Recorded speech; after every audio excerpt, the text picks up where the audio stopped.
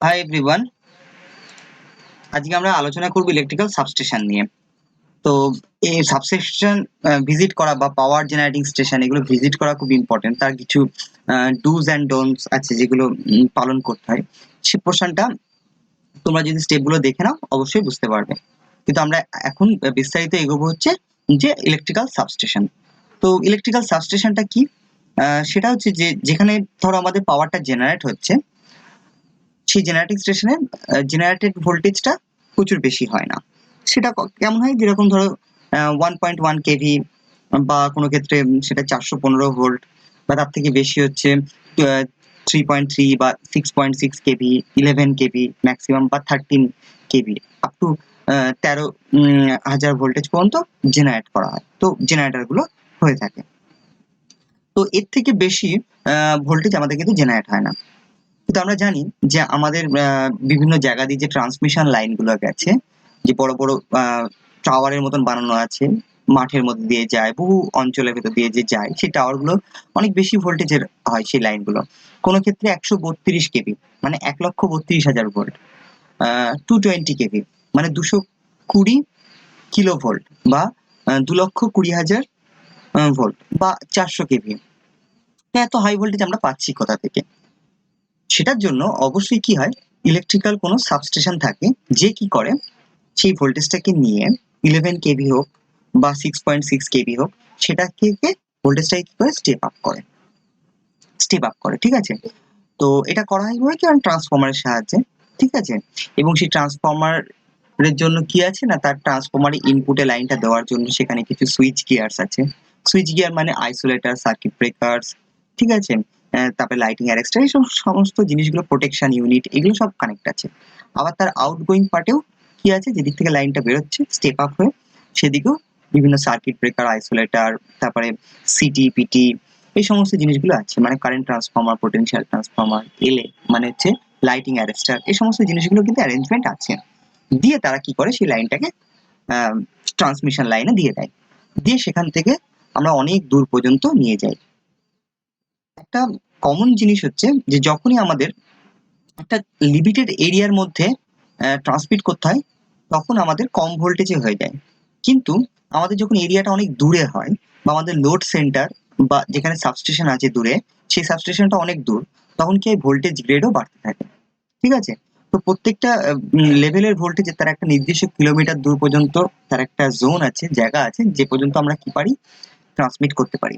শুধু তাই নয়, অনেক সময় সেই ম্যাক্সিমাম দূরত্ব পর্যন্ত আমরা ট্রান্সমিট করতে পারি না, যদি মাঝখানে অনেক জায়গা থেকে লোড হেভিলি কনজিউম করা হয়।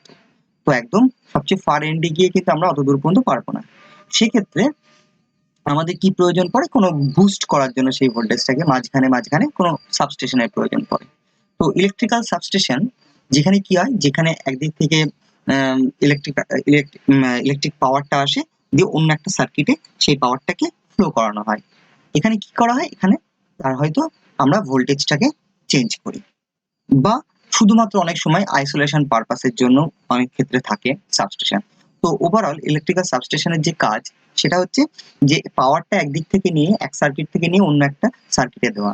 সেটা হয়তো হাই লেভেল কোনো ভোল্টেজ আছে, সে 1,32,000 ভোল্টেজের লাইন আসছে, সেটাকে নিয়ে আমাকে 33 কেভি বানাতে হবে, মানে 33,000 ভোল্টেজ বানাতে হবে। তাহলে 1,32,000 বা 132 কেভি লাইনকে আমরা 33 কেভি বা 33,000 ভোল্টেজে কি করছি, স্টেপ ডাউন করছি। সেটাও করছে কোনো একটা ইলেকট্রিক্যাল সাবস্টেশন, ঠিক আছে? তো ইলেকট্রিক্যাল সাবস্টেশন কি করে, দুটো সার্কিটের মধ্যে সম্পর্ক তৈরি করে। প্রয়োজনে সে স্টেপ আপ করতে পারে, স্টেপ ডাউন করতে পারে, বা শুধু ইন্টারমিডিয়েট সাবস্টেশনও হতে পারে, ঠিক আছে? তো আইসোলেশন পারপাসের জন্য তো এই এই কাজে আমরা কি করি, ইলেকট্রিক্যাল সাবস্টেশনকে ইউজ করে থাকি। আরো বিস্তারিত আমি যত ঢুকবো তত বলতে থাকবো। তো ইলেকট্রিক্যাল সাবস্টেশনে যদি আমরা কোনোদিন যাই, বা তার বেসিক যদি ইন্টারনেটে সার্চ করি, তাহলে আমরা দেখতে পারবো, বা আমাদের যে বইয়ে কি আছে, তার সিঙ্গেল লাইন ডায়াগ্রাম দেওয়া আছে। ওই সাবস্টেশনটার পুরো ইলেকট্রিক্যাল কানেকশনস গুলোকে, মেইন পার্ট ইলেকট্রিক্যাল যে কানেকশনসটা, যেখান থেকে লাইনটা আসছে, যেখান দিয়ে বেরিয়ে যাচ্ছে, তো সেই সমস্ত ওভারঅল কোথায় কি কি কম্পোনেন্ট লাগানো আছে, সেটাকে একটা সিঙ্গেল লাইন ডায়াগ্রাম বা এসএলডি তে প্রকাশিত করা হয়, বা সেটাকে ড্রয়িং করা হয়। এসএলডি, সিঙ্গেল লাইন ডায়াগ্রাম, তো সিঙ্গেল লাইন ডায়াগ্রামের ক্ষেত্রে কি হয়, যে একটা সিঙ্গেল লাইন সেটা হয় সিঙ্গেল ফেজ সিস্টেমকেও বোঝাতে পারে বা থ্রি ফেজ সিস্টেমকেও বোঝাতে পারে। ঠিক আছে? তো একটা মাত্র যেরকম ধরো এখান থেকে এই যে একটা অ্যারো চিহ্ন দেওয়া যে লাইনটা দেখতে পাচ্ছ, এই লাইনটা এটা সিঙ্গেল ফেজ সিস্টেম হতে পারে, মানে এর মধ্যে ফেজ নিউট্রাল থাকতে পারে। আর যেহেতু এটা বড় মাপের একটা সাবস্টেশন, অবশ্যই এখানে সিঙ্গেল ফেজ ব্যবহার করা হয় না। আমাদের ওভারঅল সমস্ত সাবস্টেশন গুলো প্রায় থ্রি ফেজেরই হয়। তো সেক্ষেত্রে এই একটা লাইন রিপ্রেজেন্ট করছে তিনটে ফেজকে। ঠিক আছে? এই এক একটা লাইন রিপ্রেজেন্ট করছে তিনটে ফেজকেই। তার সঙ্গে আমাদের এখানে কি কি কম্পোনেন্ট আছে, এগুলো কি জিনিস, এগুলো আমরা জানতে থাকবো। ঠিক আছে? এক এক করে করে আমরা জানতে থাকবো যে এগুলো প্রত্যেকটা জিনিস কিভাবে এই ড্রয়িংটাকে রিড করতে হয়, কিভাবে ড্রয়িংটাকে পড়তে হয়, একটা সিঙ্গেল লাইন ডায়াগ্রামকে কি করে বুঝতে হয়। তো প্রথম জিনিস হচ্ছে যে সিঙ্গেল লাইন ডায়াগ্রামের জন্য তার কম্পোনেন্ট গুলোকে চেনা, যে এক্ষেত্রে কম্পোনেন্ট গুলোকে কিভাবে আহ, কি তার কোন সিম্বলকে ইউজ করা হয় সেটা জানা। তো এর জন্য একটা আমাদের বইয়ে অবশ্যই লিস্ট আছে কম্পোনেন্টের, সেখান থেকে আমরা আরো বিস্তারিত জানতে পারি, কিন্তু আমাদের ওভারঅল এখানে যা দেখতে পাচ্ছি সেইগুলো থেকে আমরা চেনার চেষ্টা করছি। তো দেখো, এই যে সিঙ্গেল যে লাইন গুলো, এগুলো এই যে যত লাইন দেখতে পাচ্ছ, এইখানে একটা লাইন চলে যাচ্ছে, এদিকে একটা লাইন যাচ্ছে, তাই না? তো এগুলো সব ইলেকট্রিক্যাল কানেকশনস কে বোঝাচ্ছে। ঠিক আছে? ইলেকট্রিক্যাল কানেকশন গুলোকে সে বোঝাচ্ছে। ওকে। সো এখানে এখানে দেখো প্রত্যেকটা জিনিস আলাদা আলাদা জিনিস আছে, কিন্তু তার মধ্যে একটা স্ট্রেট দাগ মতন চলে যাচ্ছে, সো এগুলো একটা ইলেকট্রিক্যাল কানেকশনস কে বোঝাচ্ছে। ঠিক আছে? এগুলো সব ইলেকট্রিক্যাল কানেকশনস। এবার দেখো ওপর দিকে প্যারালাল দুটো মোটা মোটা লাইন দেখাচ্ছে। ঠিক আছে? আচ্ছা, আর এই নিচের দিকেও দেখো প্যারালালি দুটো মোটা মোটা দাগ দেখাচ্ছে। এইগুলোকে কি বলবো আমরা? এগুলোকে আমরা বলি হচ্ছে বাস বার বা বাস বলা হয়। বাস বার অনেকটা ছোট হয়, কিন্তু বাস বললে পরে সেটা অনেকটা বড় লাইনকে বোঝানো হয়, তো ওটাকে বাস বলা হয়। ঠিক আছে? একটাকে বাস। বাস কি জিনিস?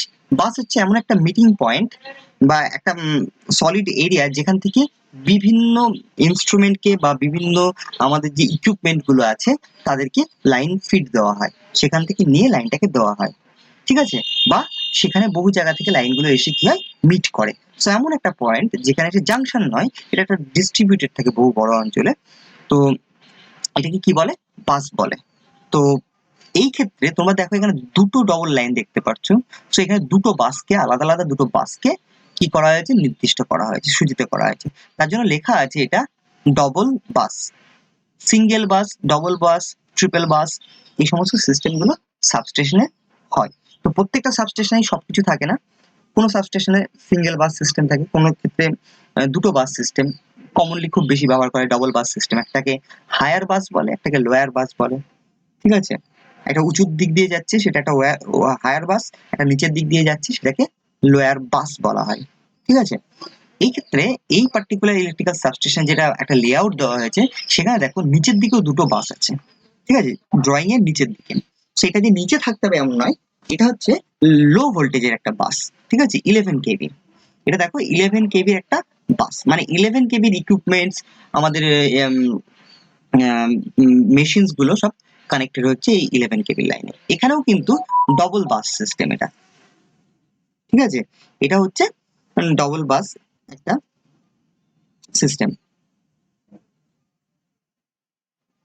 ওকে, তাহলে আমরা আমরা যেগুলো কন্টিনিউ কানেকশন, ইলেকট্রিক্যাল কানেকশন, সেগুলো হচ্ছে স্ট্রেট লাইন দিয়ে রিপ্রেজেন্ট করছি, কানেকশন দেখাচ্ছি।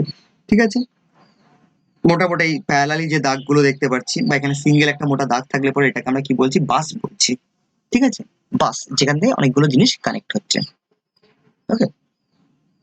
তো এবার নেক্সট ছবিতে দেখো, আমি যদি ছবিটা একটু জুম করে নিই বেটার হবে না তোমাদের জন্য বুঝতে? ওকে, বাট এটাকে মুভ করা যাচ্ছে না। জাস্ট মিনিট, আমার কাছে কোনো টুলস যদি থাকতো বেটার হতো। ওকে ওকে ওকে। তো ছবিটাকে আমি একটু বড় করে নিয়েছি। ঠিক আছে? আর অসুবিধা নেই এবার? ওকে। তো দেখো, এই যে টোটাল ইলেকট্রিক্যাল সাবস্টেশন দেখতে পাচ্ছ, আমি তোমাদের উপর থেকে নিচ পর্যন্ত দেখিয়ে দিই। এই সাবস্টেশনের ওপর দিকে আমাদের কি আছে, ইনকামিং। ইনকামিং মানে যেদিক থেকে লাইনটা আসছে, তো সেই পার্টিকুলার পয়েন্ট গুলোকে আমরা কি বলি, ইনকামার বা ইনকামিং বলি। সো এখান দিয়ে লাইনটা কি হচ্ছে, ইনকামিং। সেখানে দেখতে পাচ্ছি আমরা দুটো ইনকামিং আসছে, তাই তো, যেটা হচ্ছে 110 কেভি ইনকামিং লাইন। সো এটা একটা দেখানো হয়েছে, এটা 132 হতে পারে, এটা এটা ইভেন এটা 11 কেভি হতে পারে, ঠিক আছে, ইনকামিং লাইন। যদি এটা যদিও এটা এই পার্টিকুলার তোমাদের সাবস্টেশনটা হচ্ছে স্টেপ ডাউন মোডে আছে, ঠিক আছে, তো স্টেপ ডাউন করছে। তো এখানে 110 কেভি লাইনকে নেওয়া হচ্ছে, দুটো এখানে আলাদা আলাদা ইনকামিং আছে, ঠিক আছে, দুটো ইনকামিং আছে। আচ্ছা, এবার আমরা নেক্সট কিছু কম্পোনেন্টকে চিনে নিই। এখানে দেখো এই যে হর্নের মতন একটা শিংয়ের মতন বেঁকা বেঁকা জিনিস দেখতে পাচ্ছ, ঠিক আছে, একটা হচ্ছে লাইনের সঙ্গে কানেক্টেড, তার একটা মাথা, আর তার অন্য সাইডটা গ্রাউন্ড করা হয়েছে, আর্থ করা হয়েছে, ঠিক আছে, গ্রাউন্ডের সঙ্গে কানেক্টেড করে দেওয়া আছে বা আর্থের সঙ্গে কানেক্ট করা আছে, দেখতে পাচ্ছ। এই পার্টিকুলার কম্পোনেন্টটা মাউস পয়েন্টারটাকে ফলো করো, আর এই যে পার্টিকুলার কম্পোনেন্টটা, ঠিক আছে, তো এই দুটো কম্পোনেন্ট এখানে দেখতে পাচ্ছ। আর কোথায় দেখতে পাচ্ছ? আর আমরা এখানে দেখতে পাচ্ছি, এখানে আছে, এখানে আছে, এখানে আছে, এখানে আছে, তাই না? আমরা বহু জায়গায় দেখতে পাচ্ছি। তো এই জিনিসগুলো কি? এই জিনিসগুলো হচ্ছে লাইনের সঙ্গে এই পার্টিকুলার কম্পোনেন্টটা কানেক্ট আছে, আর তার অন্য মাথাটা গ্রাউন্ড করা আছে। এগুলোকে বলা হয়েছে LA, lightning arrester. Lightning arrester মানে আমাদের লাইনে যদি কোনোদিন বাজ পড়ে, তাহলে বাজ কি করে, সাধারণভাবে লাইনগুলোতে কোনো হাই ভোল্টেজের একটা স্পাইক তৈরি করে। সেই ক্ষেত্রে এই লাইটনিং অ্যারেস্টার গুলো কি করবে, সেই হাই ভোল্টেজ স্পার্কটাকে বা সার্জটাকে ও মাটির মধ্যে পাঠিয়ে দেবে, দিয়ে আমাদের বাকি রেস্ট অফ দ্য পার্ট যেটা আছে ওই লাইনের পরে যে অংশটা আছে সেখানে যেন প্রোটেকশনটা পায়। সো ধরো ট্রান্সমিশন লাইন যেটা ইনকামিং লাইন আছে সেটা বহু দূর থেকে আসতে পারে, তো সেই লাইনে কি হতে পারে, বাজ পড়তে পারে, ঠিক আছে। তো বাজ পড়লে পরে প্রথমে এসে সে যখন কারেন্টটা আসছে সেই ফার্স্ট পয়েন্টে কি আছে, লাইটনিং অ্যারেস্টার কানেক্ট করা আছে। তো এখানে যেটা টাইপের লাইটনিং অ্যারেস্টার দেখানো হয়েছে সেটাকে বলে হচ্ছে হর্ন গ্যাপ লাইটনিং অ্যারেস্টার। এই ক্ষেত্রে দুটো রড স্পাইক মতন তারা খুব কাছাকাছি থাকে, হ্যাঁ, কিন্তু এই 110 কেভি ভোল্টেজটা ওই এয়ারের মধ্যে ওই ওই ওদের দুজনের মাঝখানে যে গ্যাপটা আছে সেই গ্যাপের মধ্যে যে এয়ারটা আছে সেই এয়ারটাকে পাস করে যেতে পারে না।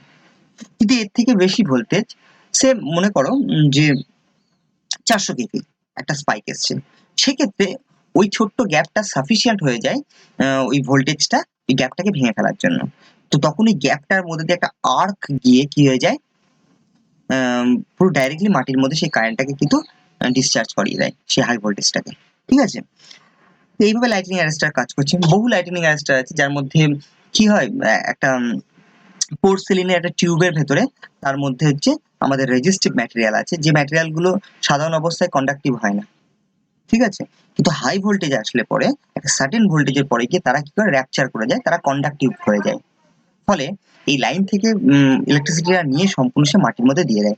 লাইন আর মাটির মধ্যে তখন একটা কি করে দেয়, কানেকশন করে দেয়।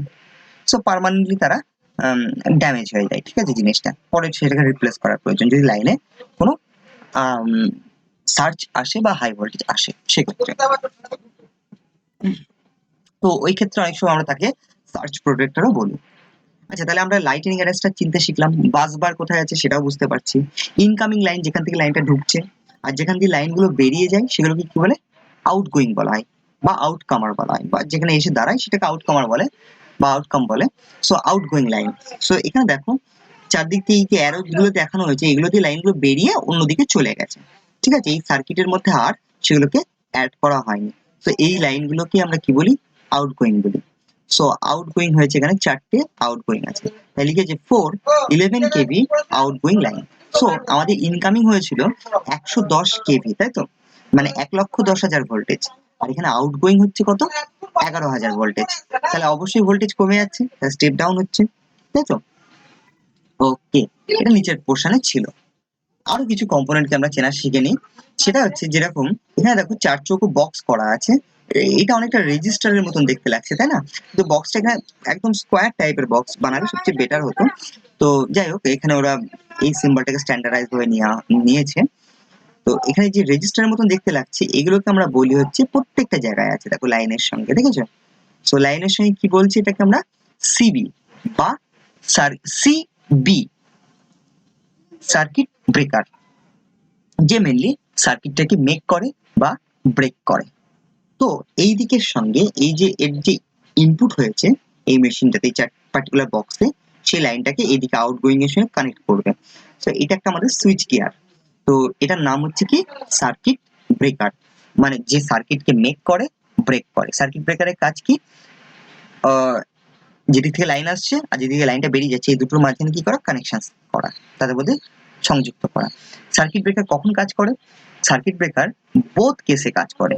একটা নর্মাল অপারেশনে কাজ করে, মানে যখন নর্মালি আমি অন অফ করছি তখনও এটা অপারেট করে, অন বা অফ হয়। আর অ্যাবনর্মাল কন্ডিশনেও কি করে সার্কিট ব্রেকার অন অফ হয়। অ্যাবনর্মাল কন্ডিশন মানে যখন সে ধরো কোনো শর্ট সার্কিট হয়েছে লাইনে, তখনও সার্কিট ব্রেকার কে আমরা কি করতে পারি, লাইনে আগে থেকে শর্ট সার্কিট আছে, ঠিক আছে, মনে করো যে মুহূর্তে আমি সার্কিট ব্রেকারটা অন করবো সঙ্গে সঙ্গে সেই শর্ট সার্কিটের ফলে হিউজ অ্যামাউন্ট কারেন্ট যাবে, স্টিল সেই মুহূর্তে আমরা সার্কিট ব্রেকারকে অন করতে পারি। আর এটা একটা অ্যাবনর্মাল কন্ডিশন ছিল, তখন সার্কিট ব্রেকার ক্লোজ হলো। কিন্তু তারপরে আমাদের কোনো ডিটেকশন থাকলে পরে সঙ্গে সঙ্গে আমরা ডিটেক্ট করতে পারলে যে সময় শর্ট সার্কিটটা চলছে, ডিউরিং যে ফ্র্যাকশন অফ সেকেন্ড ধরে যে শর্ট সার্কিটটা চলছে, সেই সময় সার্কিট ব্রেকার কি হতে পারে, নিজেকে ব্রেকও করে দিতে পারে, ঠিক আছে।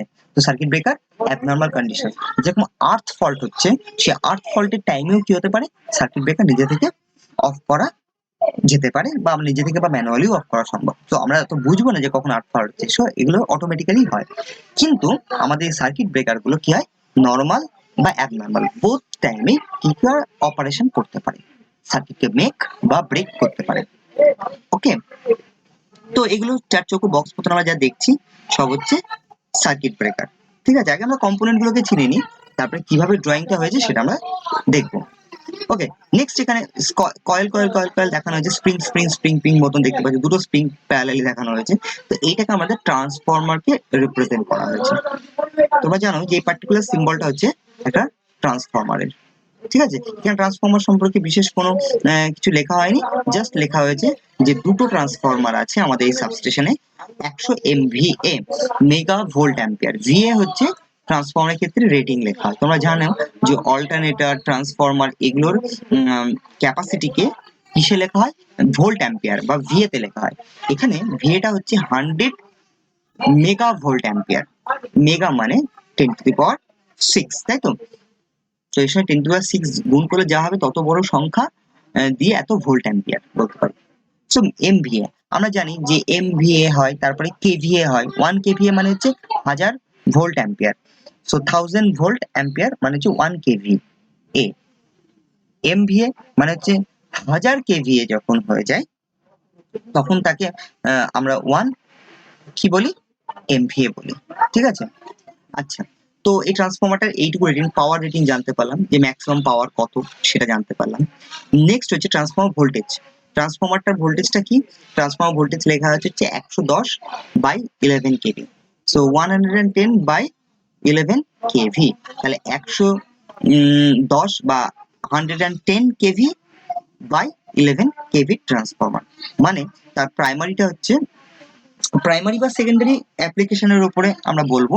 তো আমরা ধরে নিচ্ছি যেটা যেহেতু স্টেপ ডাউন মোডে আছে এই সাবস্টেশনটা, তো এর প্রাইমারি সাইড যেটা, যেদিকে ইনপুট হচ্ছে লাইনটা, সেদিকে 110 ভোল্ট দেওয়া হচ্ছে, ঠিক আছে। আর যেদিকে আউটপুট হচ্ছে সেদিক থেকে 11,000 ভোল্টেজ বেরোচ্ছে, ঠিক আছে। এদিকে দেওয়া হচ্ছে 110 আর এদিক থেকে বেরোচ্ছে 11 কেভি। ট্রান্সফরমারের ভেতরে যে ওয়াইন্ডিং আছে, 3 ফেজ ওয়াইন্ডিং আছে। অবশ্যই কিন্তু এই সিঙ্গেল লাইন মানে এখানে একটা কয়েল দেখানো হচ্ছে, মানে একটা ট্রান্সফরমার নয় বা সিঙ্গেল ফেজ ট্রান্সফরমার নয়, এটা একটাই ট্রান্সফরমার কিন্তু সিঙ্গেল ফেজ নয়, এটাকে 3 ফেজ ট্রান্সফরমারকে রিপ্রেজেন্ট করা হচ্ছে।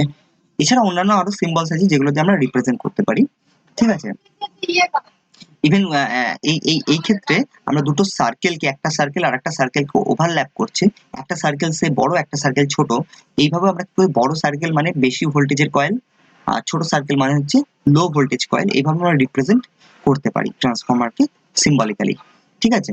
তো সিঙ্গেল লাইন ডায়াগ্রামের জন্য, কারণ এখানে যদি আমরা 3টে করে ফেজ নিয়ে আসতাম, প্রত্যেকটা ফেজে একটা করে সার্কিট ব্রেকার বসানো আছে, বা 3 ফেজের জন্য একটা একটা সার্কিট ব্রেকার আছে, তারপর সেখান থেকে লাইন বেরোতো 3টে, সেগুলো ট্রান্সফরমারে ইনপুট হতো, আবার 3টে করে লাইন বেরোতো, বা বহু ক্ষেত্রে 4টে লাইন হতে পারতো, ঠিক আছে, নিউট্রাল প্রভিশনস থাকলে পরে।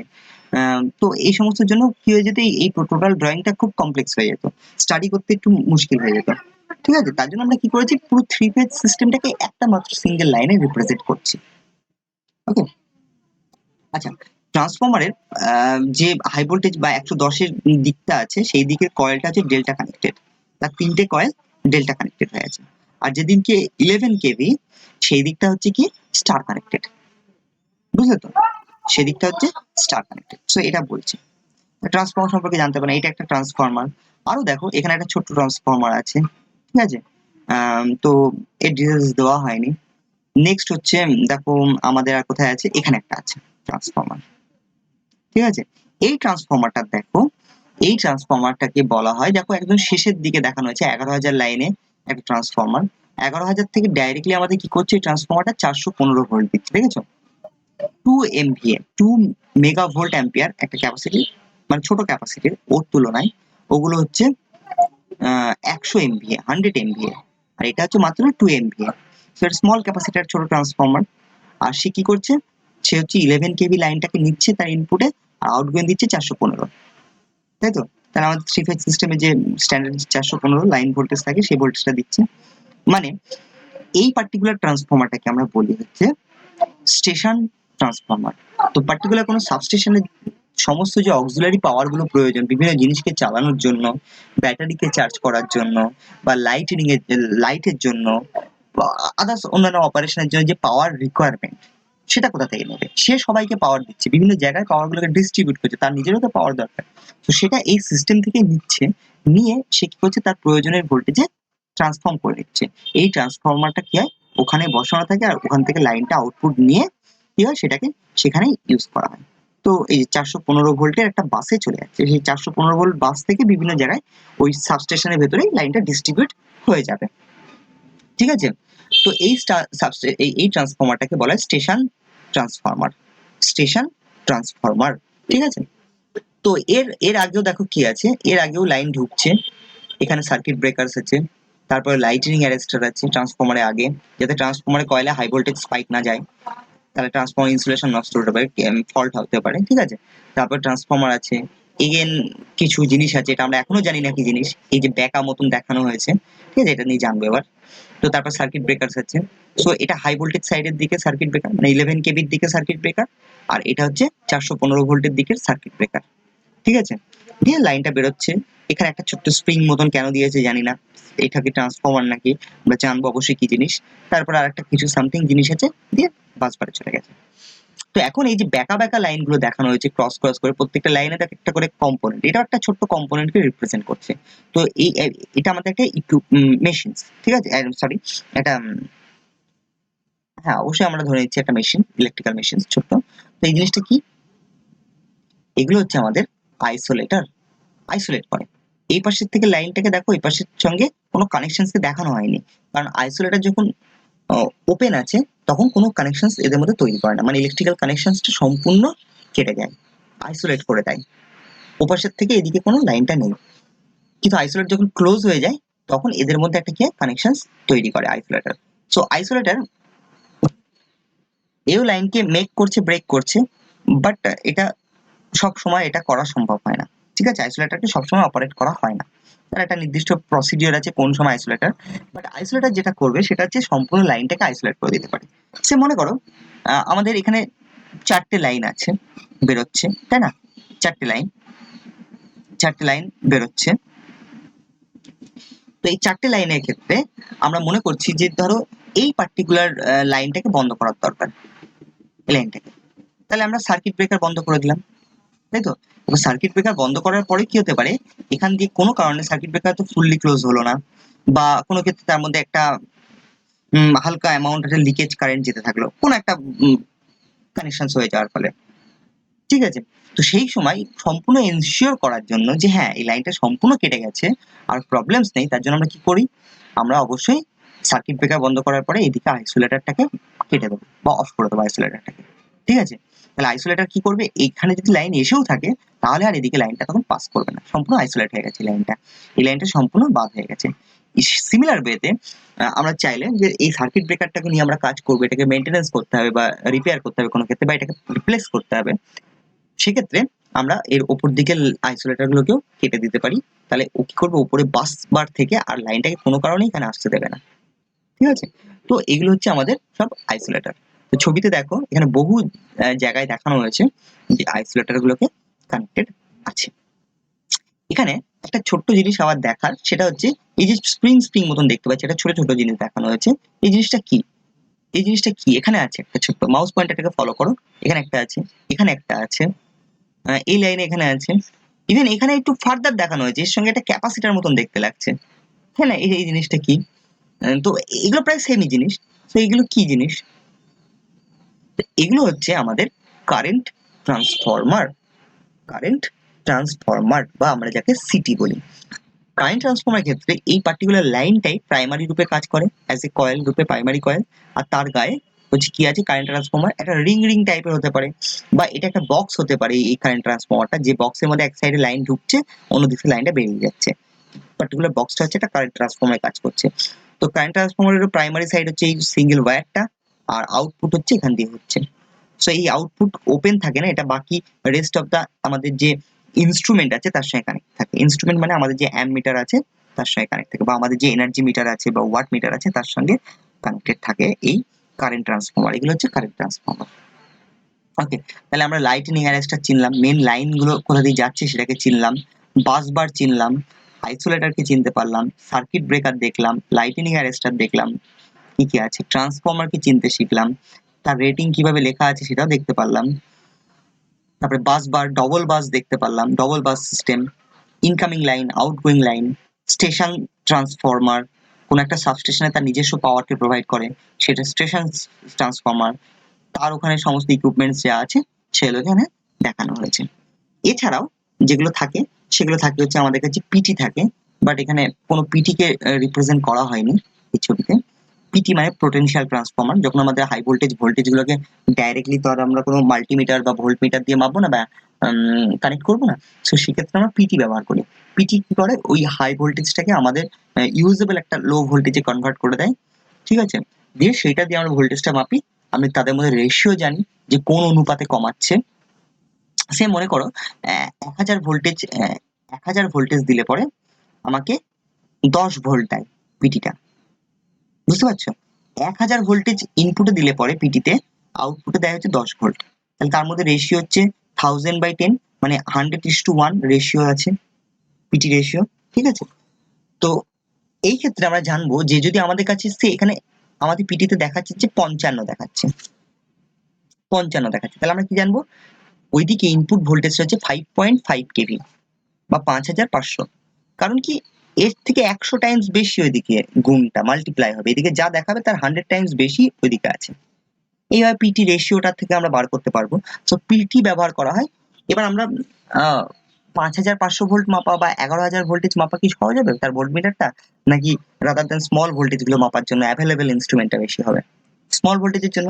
তাই সেক্ষেত্রে আমরা পিটি ব্যবহার করি। তো এই হচ্ছে আমাদের ওভারঅল একটা তোমাদের সাবস্টেশন একটা সিঙ্গেল লাইন ডায়াগ্রামকে দেখানো হয়েছে। সিঙ্গেল লাইন ডায়াগ্রামকে আমরা পড়াটা শিখলাম, তার ইনকামিং হচ্ছে কোনগুলো, কোনগুলো আউটগোয়িং হচ্ছে, কোথায় বাস বার আছে, তার সঙ্গে কি কি ইকুইপমেন্ট কানেক্টেড আছে, সেগুলো আমরা দেখতে পারলাম, ঠিক আছে? আমরা ফার্দার অন্যান্য যেগুলো আছে সেগুলোকে আরো বেশি স্টাডি করব, করে আমরা আরো বেশি নেক্সট পার্টগুলোতে দেখবো। তো ইলেকট্রিক্যাল সাবস্টেশন যে জিনিসটা, সেটাতে এখন ফিরে আসি। তো দেখো এখানে বলেছে যে electrical power is produced at the generating station, যেখানে জেনারেটর সেখানে তৈরি করা হয়, which are generally located far away from the load center. Load centre থেকে এগুলো সাধারণত অনেক দূরে হয়। Between the power generating station and the consumers, a number of transformer and switching stations are required. দেখেছো? তো এদের মাঝখানে যখন জেনারেটিং স্টেশন আর লোড সেন্টার মানে আমার বাড়ি আর যেখানে তৈরি হচ্ছে সেখানে, তাদের মাঝখানে অনেকগুলো কি থাকে? সাবস্টেশন থাকে, ট্রান্সফরমার থাকে সেখানে, সেই লাইনে সেখানে কি থাকে? সুইচিং স্টেশন থাকে, যে লাইনগুলোকে সুইচ করে। সেখানে স্টেপ আপ স্টেপ ডাউন করে না, জাস্ট সুইচিং করে দেয়, এদিক থেকে ওইদিকে যাবে, ওদিক থেকে এদিকে, বা এদিকে লাইনটা নেই তখন অন্য লাইন থেকে লাইনটাকে নেওয়া, বা অন্যদিকে কোনো দিকে লাইনটা পাঠানোর প্রয়োজন সেগুলোকে ডাইভার্ট করা, এই সমস্ত কাজগুলো সুইচিং সাবস্টেশন করে থাকবে। They are generally known as substations. They are generally known as substations. So substation খুব ছোট মাপের থেকে শুরু করে খুব বড় মাপেরও হয়ে থাকে। তোমরা অনেকেই দেখেছো সাবস্টেশনের বহু ছবি দেখেছো, বা না হয় তোমরা একবার টাইপ করলে গুগলে, যেহেতু এখন অনলাইন ক্লাস হচ্ছে সেক্ষেত্রে হয়তো বুঝতে অসুবিধা হবে, তোমরা একবার যদি টাইপ করে ইলেকট্রিক্যাল সাবস্টেশন, বহু টাইপের সাবস্টেশন দেখতে পারবে, ঠিক আছে? সাবস্টেশনের বহু টাইপের ক্যাটাগরি আছে, আমরা দেখব বিভিন্ন ভাবে সাবস্টেশনকে ক্যাটাগরাইজ করা হয়, বিভিন্ন ভাগে ভাগ করা হয়, সেগুলো আমরা দেখব। তার আউটপুট ভোল্টেজের উপরে, ভোল্টেজের উপরে একটা স্টেপ আপ বা স্টেপ ডাউন, তারপরে ভোল্টেজ রেশিওর উপরে কেমন ভোল্টেজ নিয়ে কি দেয় তার ভিত্তিতে নামকরণ করা, তারপরে কি টাইপের সাবস্টেশনটা, ইনডোর না আউটডোর নাকি জিআইএস মানে গ্যাস ইনসুলেটেড সাবস্টেশন, তো কেমন টাইপের সাবস্টেশন তার ভিত্তিতে ভাগ করা হয়। তো লট অফ ওয়েতে তাকে ভাগ করা হয়, ক্লাসিফাই করা হয়, ঠিক আছে, বিভিন্ন ভাবে। নেক্সট হচ্ছে substation are important part of the power system and from a link between the generating station, transmission system and distribution system. তাহলে সাবস্টেশন কি একটা লিঙ্ক, একটা কানেক্ট করে কাকে, জেনারেটিং স্টেশনকে ট্রান্সমিশন লাইনের সঙ্গে, ট্রান্সমিশন লাইনকে ডিস্ট্রিবিউশন লাইনের সঙ্গে, ডিস্ট্রিবিউশন লাইনকে সেকেন্ডারি লেভেলের ডিস্ট্রিবিউশনকে, সেকেন্ডারি লাইনের ডিস্ট্রিবিউশনকে একদম লোড সেন্টার বা লোড পয়েন্ট যেগুলো আছে বা যেখানে যেখানে অ্যাকচুয়ালি লোডগুলো ব্যবহার হচ্ছে সেই সমস্ত জায়গার মধ্যে কানেকশন করার জন্য আমাদের কি হয়, সাবস্টেশন গুলো ব্যবহৃত হয়ে থাকে। তো একদম ছোট মাপের, সবাই দেখেছো, যাতে কোনো অভিজ্ঞতা নেই মনে করো তারা পর্যন্ত দেখেছো এমন ছোট্ট সাবস্টেশন হচ্ছে আমাদের প্রত্যেকের যে শহরের ভেতরে বা পাড়ার ভিতরে যে ট্রান্সফরমার গুলো বসানো থাকে সেগুলো হচ্ছে পোল মাউন্টেড সাবস্টেশন, একটা ছোট ছোট সাবস্টেশন। সেগুলো কি করে, তার একদিক থেকে 11,000 ভোল্টেজটাকে নেয়, অন্যদিকে 415 থ্রি ফেজ 415 সিস্টেমটাকে আউটপুট দেয়, ঠিক আছে। সিঙ্গেল ফেজ ভোল্টেজ হচ্ছে 240 ভোল্ট আর থ্রি ফেজ ভোল্টেজ হচ্ছে 415 ভোল্ট। সো লাইন ভোল্টেজ 415 আর ফেজ ভোল্টেজ 240। সো এইটা আউটপুট দেয়। প্রত্যেকের পাড়ায় পাড়ায় একটা করে এরকম কি থাকে, সাবস্টেশন থাকে, পোল মাউন্টেড সাবস্টেশন, ছোট মাপের এগুলো। বড় বড় সাবস্টেশন তোমরা যখন রাস্তা দিয়ে যাচ্ছ, বড় একটা একটা একটা একটা গ্রাম থেকে একটা গ্রামে পার করছো, তখন রাস্তা দেখতে পারো সাইডে বড় বড় আছে। যেরকম আমাদের কৃষ্ণনগরের ভেতরে আমাদের এই কাছাকাছি 3টে আছে। কৃষ্ণনগর টাউন সাপ্লাইয়ের ভেতরে একটা সাবস্টেশন আছে বড়, তারপরে রোড স্টেশন বলে একটা জায়গা আছে, সেখানে একটা ইলেকট্রিক্যাল সাবস্টেশন আছে, এগুলো বড় বড় সাবস্টেশন। তারপরে ভাতজাংলাতে একটা আছে, হ্যাঁ, মাদারসাট আছে যেখানে, বা পেট্রোল পাম্প, সেখানে তোমরা জানো একটা বড় 220 কেভি কি আছে সাবস্টেশন আছে। এছাড়াও রেলওয়ে লাইন যেগুলো আছে, রেলওয়ে লাইনের তার তার ওখানেও প্রচুর সাবস্টেশন থাকে, ঠিক আছে। তো সাবস্টেশন বহু জায়গাতেই আছে এবং বড় বড় থেকে শুরু করে সেগুলো ছোট মাপের হয়ে থাকে। যদি ফাংশন দেখো যে সাবস্টেশন, আরো যদি দেখতে চাই সাবস্টেশন অ্যাকচুয়ালি কি কাজ করছে, তো সাবস্টেশনের কাজ হচ্ছে the main function as to receive power, to receive power, transmit at a higher voltage.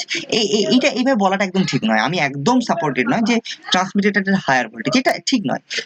এটা ঠিক যে সাবস্টেশন কি করে, ইলেকট্রিক্যাল পাওয়ারকে রিসিভ করে, হ্যাঁ, আর সেটাকে কি করে, রিসিভ করে সেই পাওয়ারটাকে অন্যদিকে ট্রান্সমিট করে দেয়। এবার সেই ভোল্টেজ লেভেলটা কি হতে পারে, সেটা হাই ভোল্টেজেও হতে পারে, সেটা লো ভোল্টেজও হতে পারে, ঠিক আছে। হাই ভোল্টেজ থেকে ভোল্টেজটা নিল, দিয়ে লো করে ট্রান্সমিট করে দিল, বা লো থেকে ভোল্টেজটা নিল, সাপ্লাইটা পাওয়ারটাকে নিল, নিয়ে হাই ভোল্টেজ লাইনে সেই পাওয়ারটাকে দিয়ে দিল। এই দুটোর মাঝখানে করতে পারে, ইন্টারলিঙ্কের কাজ করবে মাঝখানে থেকে, তাই না, স্টেপ আপ স্টেপ ডাউন করতে সাহায্য করবে, তার মধ্যে কানেকশন করতে সাহায্য করবে। তো এইভাবে ট্রান্সফর্মার কাজ করে, মানে এই সাবস্টেশনটা কাজ করে from the generating station and reduce voltage for switching operation of the transmission line. তাহলে দেখেছো এখানে পুরোটা পড়লে বোঝা যাচ্ছে the main functions are to be receive power transmitted at high voltage from the generating station. তাহলে জেনারেটিং স্টেশন থেকে ভোল্টেজটা নিয়ে কি করছে, হাই ভোল্টেজে ট্রান্সমিট করছে, and reduce voltage for switching operation of transmission line.